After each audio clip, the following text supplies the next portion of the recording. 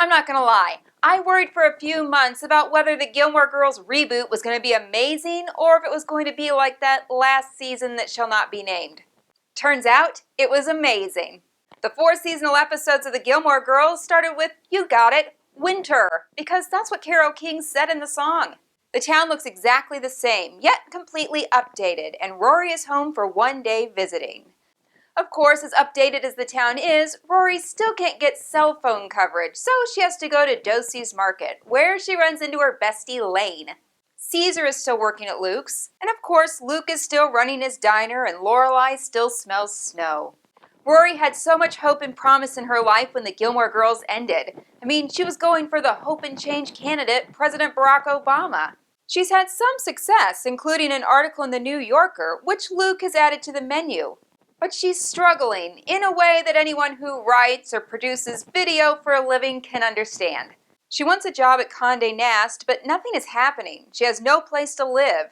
She's just wandering from place to place, and she has a boyfriend named Paul, but she forgets about him, Lorelai forgets about him, he's just ridiculous. She's supposedly been with him for a year, but I gotta tell you, this makes no sense. No Gilmore Girl would stay with a man this boring or annoying for a whole year. Rory would, however, take up stress tap dancing, and Luke and Lorelai would have serious conversations about the Lifetime movie network. Of course, this first episode also had to deal with the tragic death of Richard, which is mirrored in real life because Edward Herrmann passed away. Emily has dealt with it by hiring a family of new servants to live with her and commissioning a huge painting of Richard for the wall. The whole family of servants living in the house is beyond weird, and so not Emily. I guess we chalk this up to Richard being gone, but it just makes no sense when she had a different maid every single week for Friday night dinner to now have a whole family just running through the house. And Emily is upset with Lorelai, because some things never change. But this time it's with good reason. Apparently, Lorelai couldn't come up with a good story about her dad at the funeral. Emily hasn't seen her in 4 months because of it. At the Friday night dinner, Luke shows up because Kirk's Uber failed, and Emily tells Lorelai that she is too pushy, and that maybe Luke wanted to have kids. At which point we realize we haven't seen one character from the past, Luke's daughter. Where is she?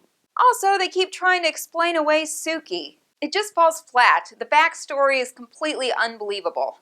Anyway, back to Lorelai and Luke having a baby. They discuss that she's too old, and so they decide to turn to surrogacy. And the surrogacy center is run by none other than attorney/Dr. Paris Geller.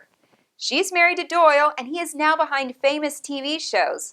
Just like the man who plays Doyle's character, Danny Strong. He's behind really famous shows, including Empire. Of course, Rory is traveling the world, doing book pitches and writing, and she ends up in London. She's told her mom she stays with her friend Dee Dee, but it turns out that Dee Dee is a code name for Logan. I have always been Team Logan. This was the most exciting moment in the episode for me. She's sleeping with him in a weird what happens in London stays in London scenario. It's sad. She started her sex life by cheating with Dean, and now she's sleeping with Logan and lying to her mother and still in a relationship with boring Paul. Luke and Lorelai decide not to have a baby, but Lorelai inadvertently agrees to therapy with her mother. Of course, this is what they've always needed, especially now that Emily is wearing jeans and a Candies t-shirt. There were a few bumps in the road in this episode, but all in all, fans of the Gilmore Girls will not be disappointed.